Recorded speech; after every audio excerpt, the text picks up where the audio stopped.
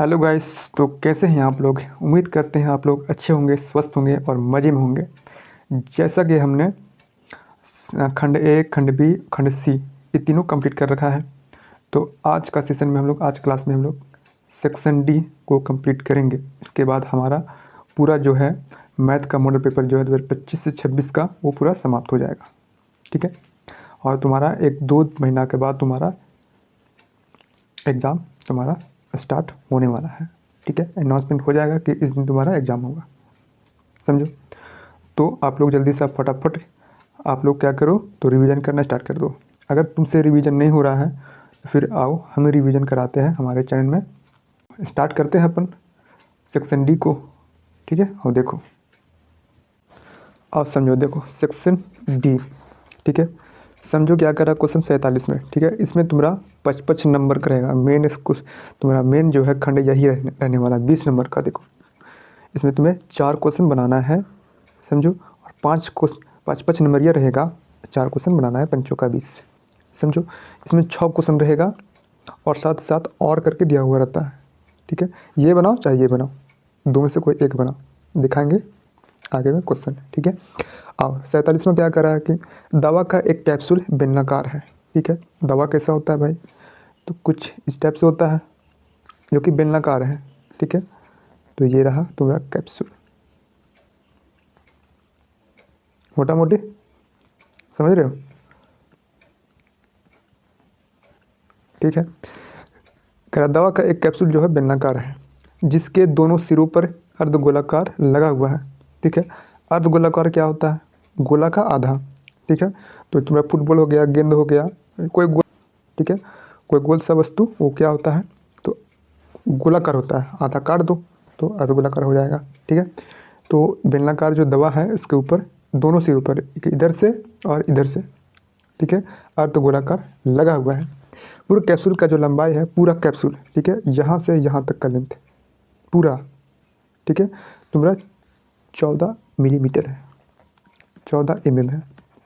ठीक है, करेगा। और उसका जो व्यास है 5 मिलीमीटर है। किसका व्यास भाई?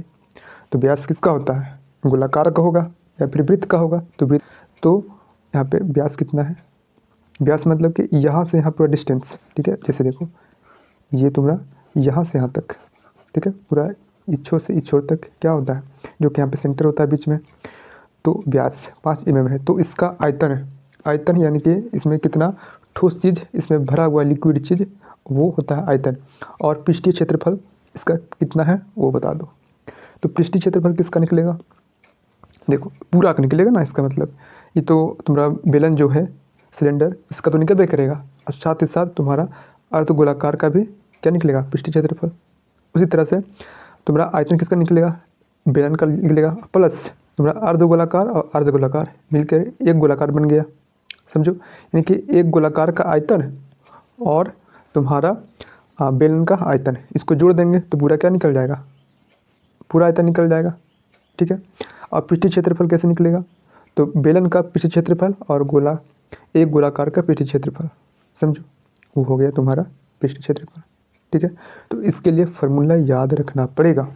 ठीक है, और तो फिर भैया बता दो कि बेलन का आयतन बराबर फार्मूला क्या होता है। ठीक है, तो बेलन का आयतन बराबर पाई आर स्क्वायर एच होता है। ठीक है, फिर बता दो कि गोलाकार जो है आधा आधा आधा मिल करके एक बना है, तो एक गोलाकार का आयतन बता दो फिर कितना होता है। तो इसी प्रकार हमारा जो गोलाकार है इसका आयतन बराबर क्या होता है?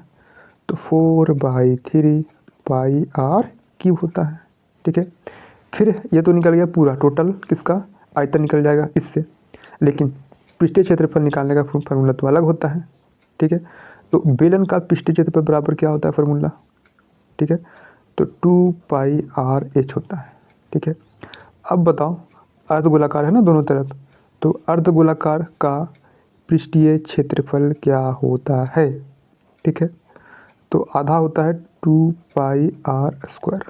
ठीक है, आधा आधा है तो फिर आधा का इतना हो गया, आधा का और फिर हो गया 2πr²। पूरा खोटा है 4πr²। समझो, कोई दिक्कत है नहीं? तो फटाक से अपन क्या करते हैं, बना देते हैं। ठीक है, अब देखो तो हमारा जो है, देखो ये तुम्हारा कैप्सूल है। ठीक है, ये बेलनाकार इधर है। ठीक है, टोटल कितना दे रखा है, तो भैया टोटल है तुम्हारा हाइट 14 mm, 14 mm है। ठीक है, जबकि हमको आयतन निकालने के लिए जो बेलन है उसका हाइट चाहिए ना, पूरा नहीं चाहिए हमें, इतना चाहिए हमें।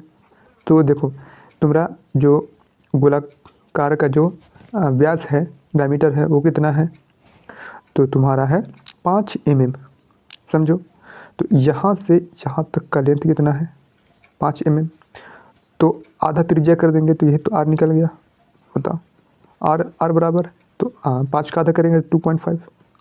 समझो, तो इधर भी 2.5 माइनस कर देंगे। नहीं समझ में आ रहा है क्या, नहीं समझ में आ रहा है तो तुम्हें बढ़िया से रिवीजन करने की ज़रूरत है। ठीक है, अब ऐसे तो मैं समझा रहा हूँ सरल भाषा में, समझ में आना चाहिए। अब क्या करना है, कैप्सूल का आयतन निकालना है। ठीक है, तो बेलन का आयतन, ये तुम्हारा बेलन है, इसका आयतन प्लस में जोड़ देंगे तुम्हारा आधा आधा 1, यानी कि 2 अर्धगोला का आयतन। ठीक है, या फिर 2 से मल्टीप्लाई कर दो अर्धगोला का आयतन में, या फिर 1 का भी अर्धगोला का आयतन निकाल दोगे तो भी जोड़ दोगे तो फिर हो जाएगा, तुम्हारा बन जाएगा। तो बेलनाकार का आयतन बराबर, हाँ तो देखो आर का वैल्यू 2.5, जो इसका होगा वही इसका होगा। समझो, और हाइट कितना है तुम्हारा 9 mm। और 9 mm कैसे निकला, तो देखो तो तुम्हारा टोटल कितना था यहाँ से यहाँ तक का 14। ठीक है, 14, उसमें से त्रिज्या है इतना हमें चाहिए ना, यहाँ से जो बेलनी है यहाँ से यहाँ तक है ना भाई, तो इसमें आधा और आधा, आधा जो है आधा है 5 से घटा दिए। समझो, तो 9 निकल गया क्या, बेलन का हाइट h बराबर 9 mm। बेलन का आयतन बराबर क्या होता है, पाई आर स्क्वायर एच। तो पाई का मान बैठा लो, आर का वैल्यू बैठा लो कितना 2.5, और एच हमारा 9। तो यहाँ सॉल्व करोगे तो 176.7 mm। देखो हमेशा आयतन जो होता है वॉल्यूम ऊपर की होता है।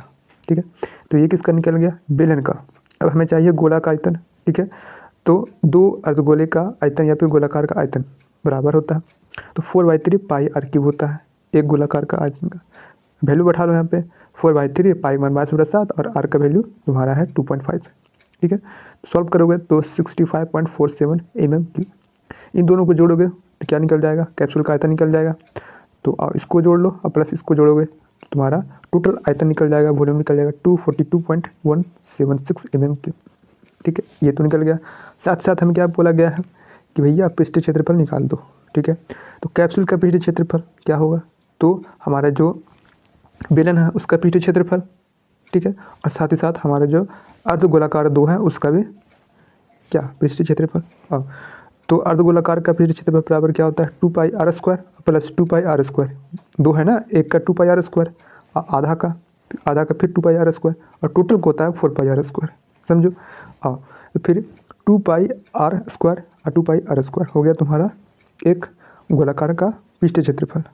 ठीक है, वक्र पृष्ठीय क्षेत्रफल और संपूर्ण पृष्ठीय क्षेत्रफल फॉर्मूला एक ही होता है तुम्हारा 4 पाई आर स्क्वायर। ठीक, 2 पाई आर एच बराबर बेलन का पृष्ठीय क्षेत्रफल हो गया। ठीक है, अब घुमावदार का कह लो, वैल्यू पुट करो तो यहाँ से हमारा निकल जाएगा कैप्सूल का पृष्ठीय क्षेत्रफल 220 mm स्क्वायर। समझो, कोई दिक्कत नहीं। जब दिक्कत नहीं है तो आगे फिर देख लो भाई लोग। और नेक्स्ट क्वेश्चन हमारा क्या है कि 7 मीटर ऊंचे भवन के शिखर से एक टेबल, ठीक है, अच्छा केबल है, 7 मीटर ऊंचे भवन के शिखर से एक केबल टावर के शिखर का उन्नयन कोण कितना है, 60 डिग्री है। ठीक है भाई, और इसके पाद का अवनमन कोण कितना है, 45 डिग्री है। तो टावर की जो ऊंचाई है वो कितना है वो बता दो। देखो नहीं समझ में आ रहा है क्या, हम समझाते हैं, हम काहे लगी है। देखो कह रहा है ना कि 7 मीटर ऊंचा एक भवन है। ठीक है, ये रहा तुम्हारा 7 मीटर ऊंचा भवन, कोई दिक्कत नहीं, 7 मीटर हो गया। कह रहा कि एक टावर लगा हुआ है जो कि इसका शिखर जो है यहाँ पे बंधा हुआ है। ठीक है, देखो इस टाइप से वायर। ठीक है, हाँ, तो ये टावर पूरा है, ये तुम्हारा टावर है, और इसी का हाइट तुम्हें निकालना है, कितना ऊंचाई है वही निकालना है। और जबकि यहाँ से तार खींचा गया है तुम्हारा यहाँ पे। ठीक है, समझो, ये तार तुम्हारा खींचा गया है। कोई दिक्कत नहीं। अब कह रहा है कि इसका जो उन्नयन कोण है ना, उन्नयन कोण कितना है, 60 डिग्री है। ठीक है, तो ये रहा 60 डिग्री, समझो। और क्या कह रहा है कि डिग्री, इसके बाद पाद का अवनमन कोण। आओ, तो अवनमन कोण क्या होता है, तो ये तुम्हारा अवनमन कोण हो गया। ठीक है, यहाँ देखो, ये हो गया तुम्हारा अवनमन कोण, ये वाला सिर्फ। ठीक है, 45 डिग्री। ठीक है, तो एकांतर कोण से हमारा क्या हो जाएगा, ये भी तुम्हारा 45 डिग्री हो जाएगा। यानी कि इस त्रिभुज में तुम्हारा उन्नयन कोण 45 डिग्री हो जाएगा और इस त्रिभुज में उन्नयन कोण 60 डिग्री होगा। समझो कि ना समझो, समझ में आ गया। तो कह रहा कि टावर का हाइट जो है वो कितना है, सो हमको पहले बताओ ना तुम, ये सब बाद में हमको बताना। ठीक है भाई, क्या दिक्कत है, बता देते हैं। हाँ, तो हमने सोचा कि यहाँ से यहाँ तक जो भी मतलब कि भवन है तुम्हारा, बिल्डिंग है, उसका जो हाइट है वो इतना ही बराबर होगा जितना इसका होगा, यानी 7 मीटर हो गया तुम्हारा। यहाँ से यहाँ तक का पूरा टावर का निकालना है हमको। ठीक है, यहाँ से इतना प्लस इतना, जबकि यहाँ से यहाँ तक हमें ज्ञात हो गया इसके माध्यम से। ठीक है, और तो हमने पढ़ा था, क्या पढ़ा था, देखो, tan थीटा बराबर एल ए एल के ए, यानी कि लंब बटा आधार। ठीक है, जबकि लंब कितना है 7 है, और तुम्हारा tan 45 का मान कितना होगा 1, यानी कि तुम्हारा आधार कितना हो जाएगा बटा में आधार, तो आधार कितना हो जाएगा 7m। ठीक है, तो जितना यहाँ पे तुम्हारा आधार है, ज़मीन है, उतना ही यहाँ से यहाँ तक का डिस्टेंस होगा, तो ये भी कितना हो गया 7 मीटर। समझो, ये 7 मीटर, ये 7 मीटर, ये 7 मीटर और ये 7 मीटर। समझो कि ना समझो। अब हमसे क्या पूछा जा रहा है कि पूरा बता दो टावर का हाइट, बट हमको यहाँ से यहाँ तक तो मालूम पड़ गया। ठीक है, अब यहीं से यहाँ तक निकाल देंगे और जो भी यहाँ निकलेगा प्लस कर देंगे इसमें। मान लो यहाँ पर 2 निकला तो 7 2 9 हो गया पूरा, यानी कि 9 मीटर क्या हो गया, टावर का हाइट हो गया। सो इसको निकालने के लिए तुम्हें क्या होना चाहिए, क्या ज्ञात होना चाहिए, ये वाला तुम्हारा जो साइड है वो पता होना चाहिए, या फिर ये पता होना चाहिए, कोई भी सा एक में एक पता होना चाहिए, तब जाकर tan थीटा बराबर तुम्हारा ये निकल जाएगा। समझ में आ रहा है। हाँ, तो tan तुम्हारा 60 डिग्री बराबर लंब बटा आधार कितना 7 मीटर। ठीक है, tan तुम्हारा 60 डिग्री का मान कितना होता है √3। ठीक है, यानी कि 7√3 तुम्हारा लंब हो गया, यानी कि L बराबर कितना 7√3, यानी यहाँ से यहाँ तक का लेंथ कितना है 7√3। पूरा चाहिए ना हमको, सबको जोड़ लो, 7 और 7 प्लस √3। समझो, तो हमारा आंसर हो गया। और देखो कैसे छापना है एग्जाम में, देख लो, तो कुछ इस प्रकार से तुम्हें छापना होगा। 48 का माना ए बी जो है भवन का हाइट है, ऊंचाई है। ठीक है, ए और बी इसको मान लिए, तथा इसी टावर का ई और सी, इसी जो है टावर का हाइट है। ठीक है, तब त्रिभुज ए बी सी में इस वाले त्रिभुज में तो tan 45 बराबर क्या होता है लंब बटा आधार।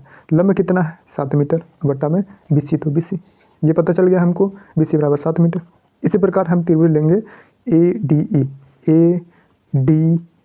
ठीक है, ADE, ठीक है, ये वाला ये लेंगे, कोई दिक्कत, जिसमें से हमको 7 मीटर जितना ये होगा उतना ही यहाँ से तक हाइट होगा, और ये तो पता है ही, ये 7 है तो भी 7 है। ठीक है, कोई दिक्कत नहीं।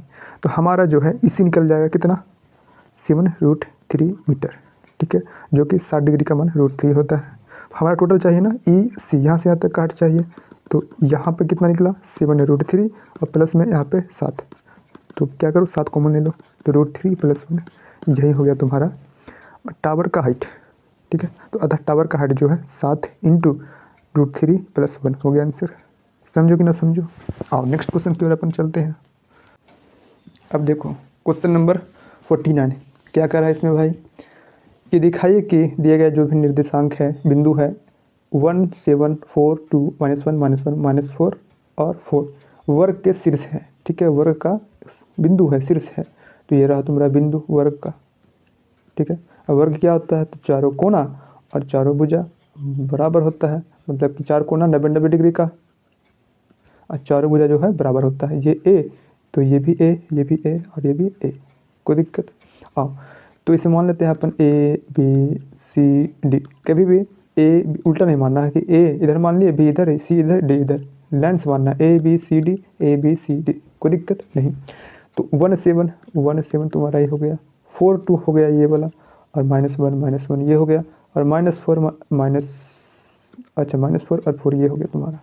ठीक है, तो आपने डिस्टेंस फार्मूला पढ़ा होगा, करा कि बताओ कि ये जो बिंदु दे रखा ना ये वर्ग है कि नहीं है।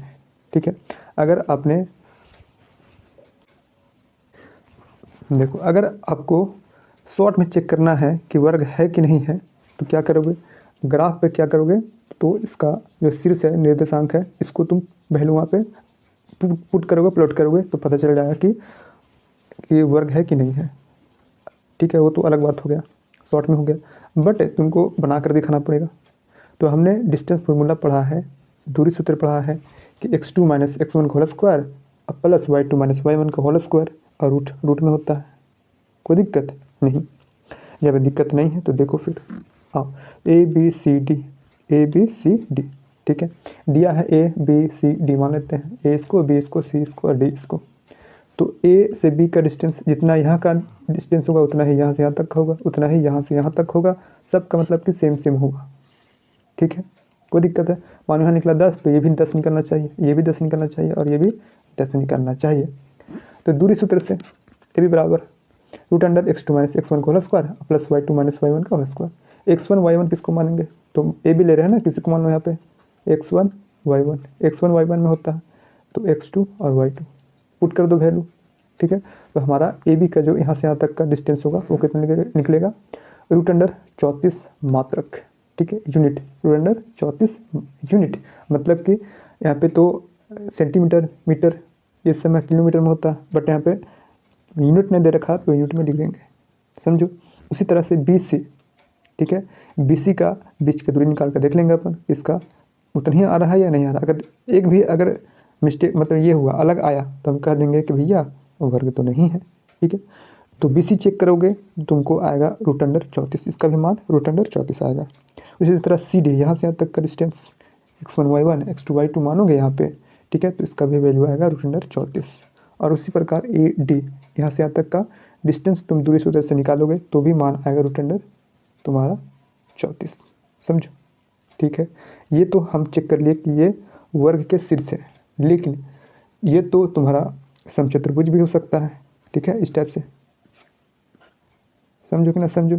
ठीक है, तो इसके लिए कि सीधा सीधी वर्ग है कि नहीं है, इसको डायगोनल चेक करना पड़ेगा। ठीक है, डायगोनल चेक करना पड़ेगा। अगर डायगोनल ये इसका बराबर हो गया तो हम कर देंगे कि पूरा ये क्या है, वर्ग है, पूरा स्क्वायर है।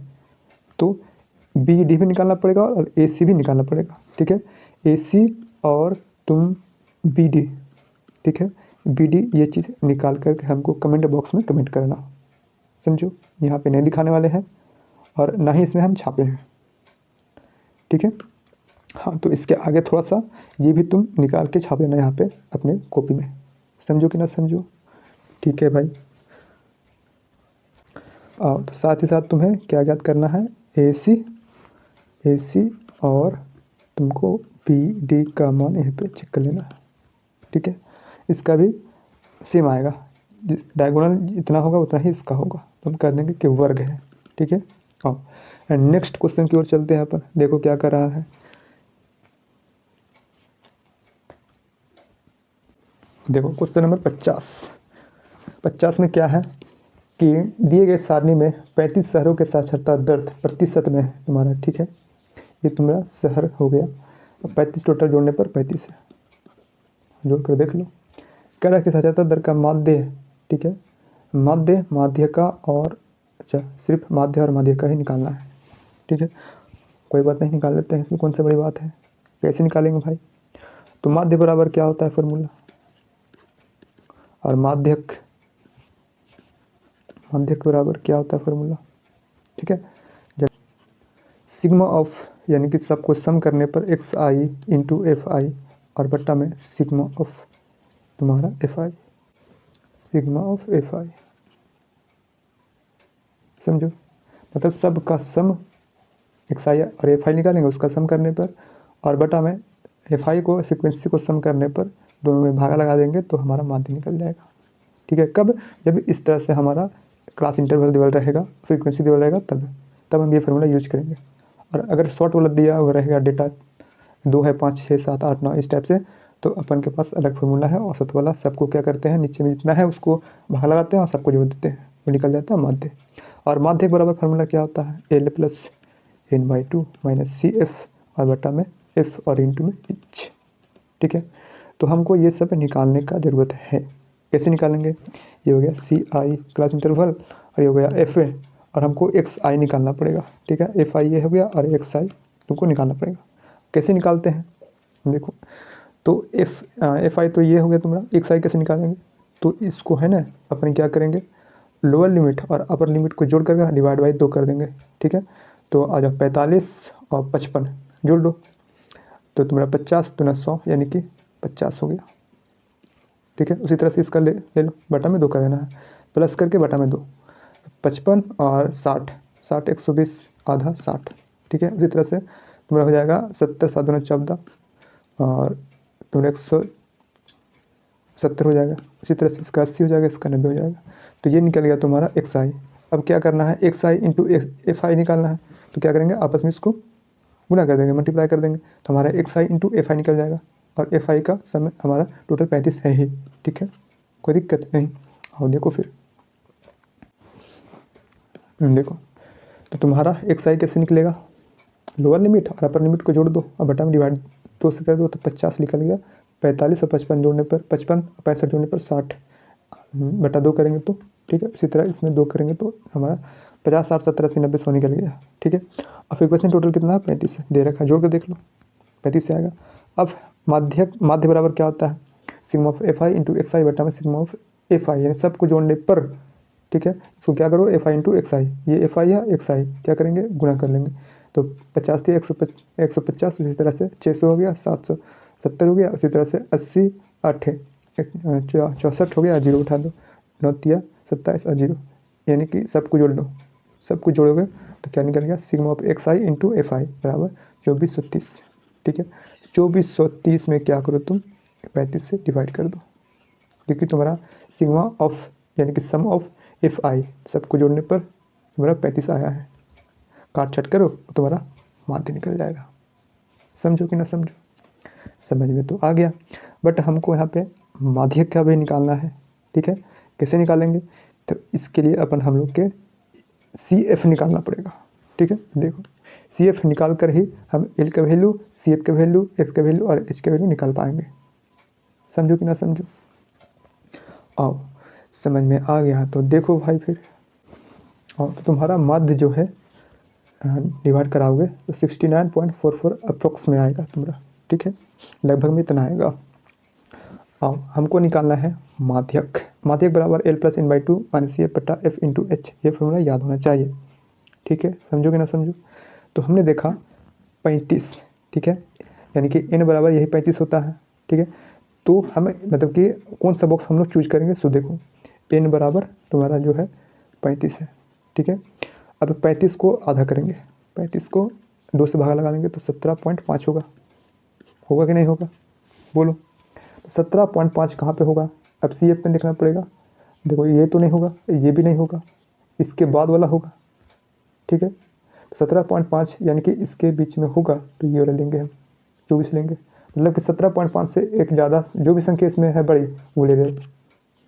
ठीक है, अगर मान लो रहता तुम्हारा 36, तो 32 के बाद 36, 36 के बाद 35, 35 से बड़ा जो भी होता है यहाँ पे लेते फिर। समझो, कोई दिक्कत। अगर मान लो रहता 25, यानी कि n/2 का वैल्यू निकलता 25, तो कौन सा लेते हैं हम लोग, जस्ट 24 का बड़ा तुम्हारा यानी कि 32 लेते हैं। समझो, आप कन्फ्यूज मत हो, ज़्यादा कन्फ्यूज कर देते हैं नहीं। हाँ, तो तुम्हारा 24 जो है यही बॉक्स तुमको इसी पर ध्यान देना पड़ेगा। ठीक है, अब CF जो होगा इसके जस्ट ऊपर वाला। ठीक है, तुम्हारा 13 हो जाएगा CF। ठीक, और F तुम्हारा 11 हो जाएगा, F तुम्हारा 11, और कितना का अंतर चल रहा है वो तुम्हारा H हो गया। ठीक है, देखो ना 45 से 55, 55 से 65 सबका जो गैपिंग है 10 का 10 हो गया तुम्हारा H। ठीक है, n/2 इसका आधा कर लो 35 का 17.5, और L जो होता है ये बड़ा संख्या लेना है। जो इंटरवल है 65 से 75, तो ये वाला तुम्हारा 65 जो हो गया वो क्या हो गया, एल का वैल्यू। आप यहाँ पे पुट कर दो वैल्यू, 69.09 अप्रोक्स में आएगा तुम्हारा। हो गया आंसर, लगभग में इतना ही आएगा। तो माध्यक भी निकल गया और माध्य भी निकल गया, समझो। आओ देखो क्वेश्चन नंबर 51। 51 में क्या कर रहा है कि एक तुम्हारा फिगर दे रखा है, दिए गए चित्र में डी ई समानांतर है ए सी का। डी ई यानी कि ये वाला समानांतर है किसका, ए सी का, इसका है, ठीक है। आओ फिर कह रहा है कि डी एफ यानी कि ये वाला लाइन जो है ए ई का समानांतर है, समझो, कोई दिक्कत नहीं। तो सिद्ध करो, क्या सिद्ध करना है, बी एफ यानी कि तुम्हारा बी एफ ये वाला, ठीक है, बी एफ बटा ई एफ या फिर एफ ई कह लो, ठीक है, ये और ये बटा इतना और इतना बी ई, ठीक है, बी ई बटा में तुम्हारा ई सी, ठीक है। ये तो तुमने पढ़ा था किसमें, चैप्टर 6 में, तुम्हारा त्रिभुज में, सेम टू सेम यही क्वेश्चन पढ़ा होगा, ठीक है भाई। तो कैसे करेंगे, तो बेसिक प्रोपोर्शनलिटी थ्योरम पढ़ा होगा अपने आधारभूत समानुपातिकता प्रमेय, ठीक है, कि अगर एक त्रिभुज है, देखो अगर एक त्रिभुज तुम्हारा है ए बी सी और तुम्हारा जो है ये बी सी का कोई समानांतर लाइन है, ठीक है, कहीं पर ले लो, मान लो ले लो क्यू आर, ठीक है, तो इसका समानांतर है, तो ए क्यू बटा तुम्हारा क्यू बी बराबर ए आर बटा में आर सी होता है, होता कि नहीं होता है। तो ये त्रिभुज है तुम्हारा, देखो एक कौन सा त्रिभुज लेंगे, तो ये समानांतर इसका ना, तो हम लेंगे बी, ठीक है, बी ए सी, ठीक है, और ये इसका समानांतर लेंगे डी ई का, ठीक है।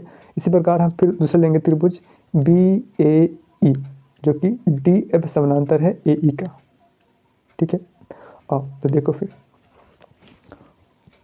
आओ तो दिया है डी ई समानांतर है ए सी का, ठीक है, पैरेलल है, और डी एफ तुम्हारा समानांतर है ए ई का, ठीक है। सिद्ध करना है बी एफ बटा एफ ई बराबर बी ई बटा में ई सी। तब त्रिभुज हम ए बी ई में लेंगे, क्यों लेंगे यही त्रिभुज, क्यों लेंगे, क्योंकि हमने देखा यहाँ पे ए बी ई यानी कि ये जो लाइन है इसका समानांतर तुम्हारा ये है, ठीक है, इसका समानांतर तुम्हारा डी एफ है, इसी चलते ये वाला हम त्रिभुज लेंगे। तो ये इतना बटा इतना फिर इतना बटा इतना, बोलो समीकरण 1 मान लेते हैं। इसी प्रकार त्रिभुज लेंगे ए बी सी में तुम्हारा बी ई बटा में ई सी हो जाएगा, बी ई बटा में ई सी हो जाएगा, और तुम्हारा इधर बी डी बटा में ए डी हो जाएगा, कोई दिक्कत। समीकरण और एक और 2 से देखो इतना बराबर इतना है, ठीक है, इसका मान भी इतना, इसका मान इतना है और इसका मान भी इतना है, यानी ये बराबर ये हो गया, तो इतना बराबर है इतना भी हो जाएगा, ठीक है। हमें क्या प्रूव करना था, यही तो प्रूव करना था, ठीक है, बी ए बटा एफ ई बराबर बी ई बटा में ई सी, सो हमने प्रूव कर दिया यहाँ पे, कोई दिक्कत। अगर ये टफ लग रहा है, नहीं बन रहा है, तो तुम इसको भी ट्राई कर सकते हो, ये वाला देखो 51 का क्वेश्चन में तुम्हारा अथवा ये बनाओ या फिर ये बनाओ, दोनों में से कोई एक बना दो, ठीक है। अगर ये नहीं बन रहा तो ये बना दो, और ये नहीं बन रहा तो फिर ये बना सकते हो, कोई एक फॉर्मूला, तो कोई एक क्वेश्चन, समझो।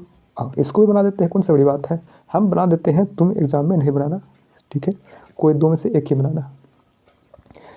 और कह रहा है समानांतर श्रेणी के प्रथम 51 पदों का योग ज्ञात करना है, ठीक है। एक पी दे रखा है, उसमें कह रहा है कि 51 पदों का योग मतलब जोड़कर बताओ कितना होगा।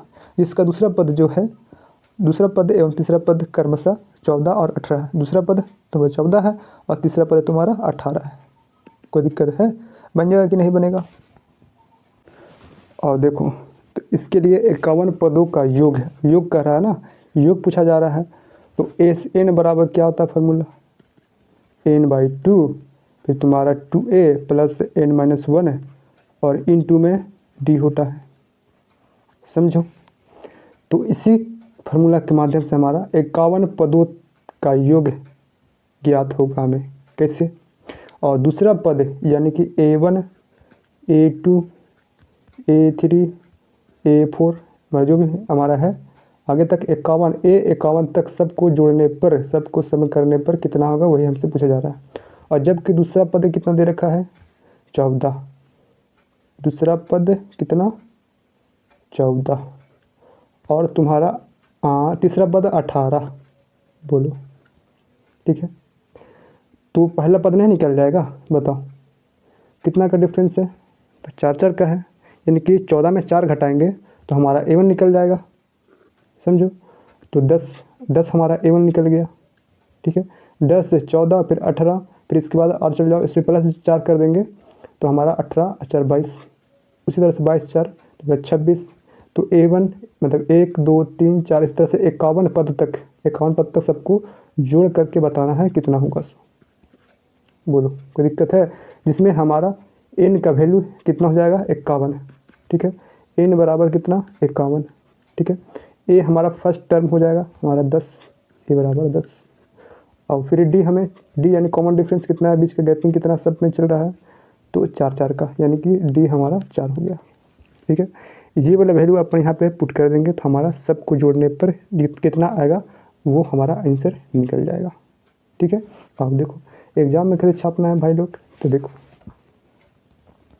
एग्जाम में तुम्हें दूसरा पद a प्लस डी लिख सकते हैं, ठीक है।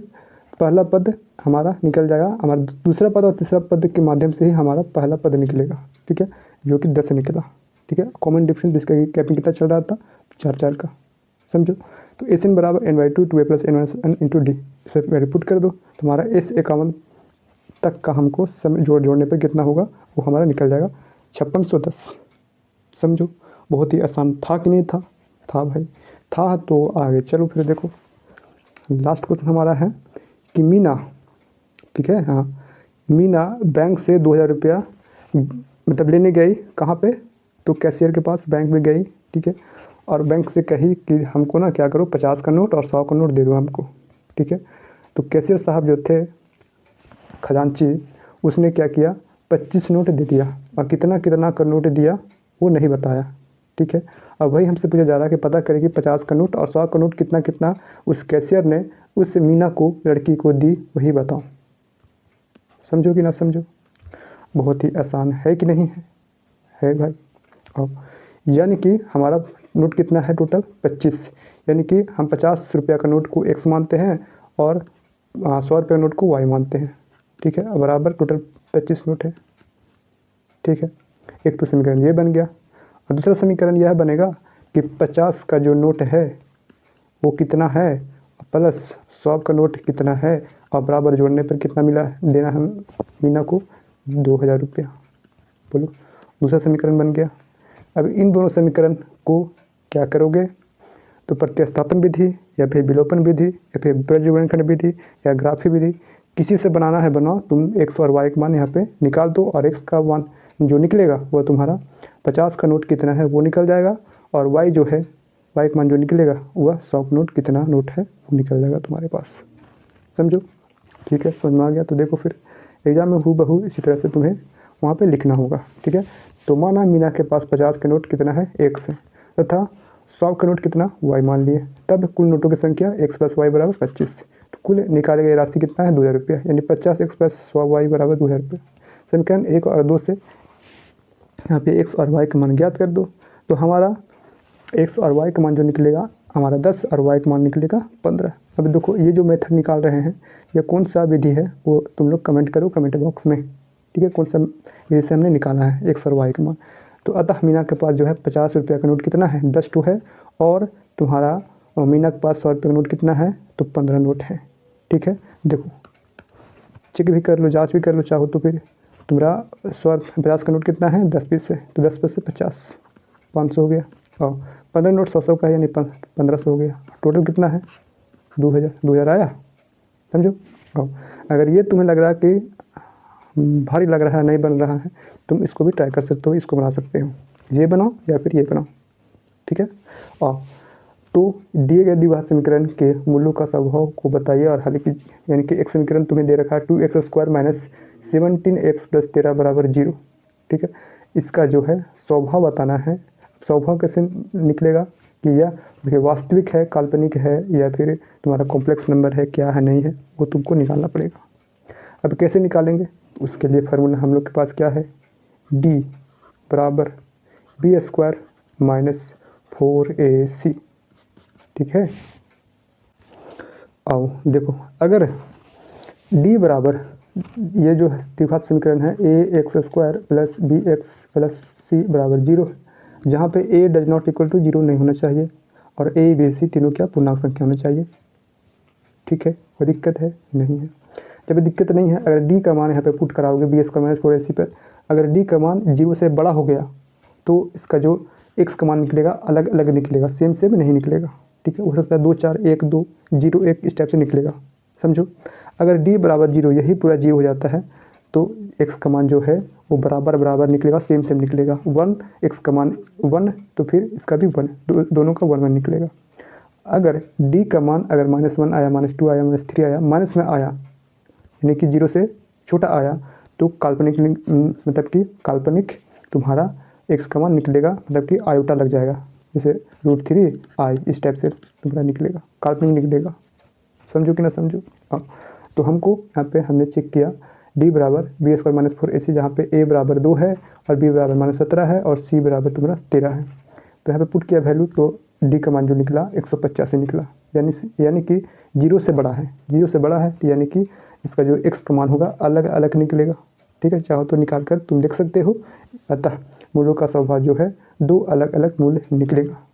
तो इसी के साथ हमारा 52 का और जो क्वेश्चन दे रखा था अथवा वाला वो हो गया समाप्त, और साथ ही साथ हमारा ये पूरा जो मॉडल पेपर है वो भी हो गया समाप्त।